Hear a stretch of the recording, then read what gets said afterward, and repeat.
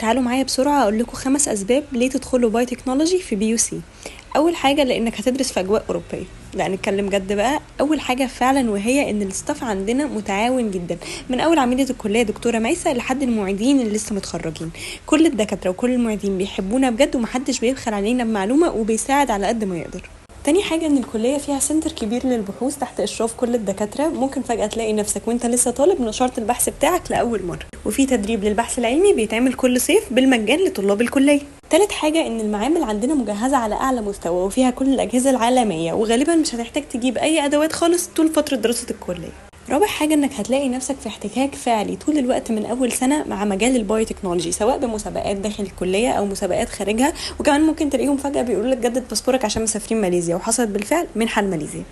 خامس حاجة انك هتلاقي كل الدكاترة دايما متابعينك ومتابعين مستواك ودرجاتك، وكل ما هتعمل حاجة كويسة هتتكرم عليها، لان بدر بتقدر طلابها.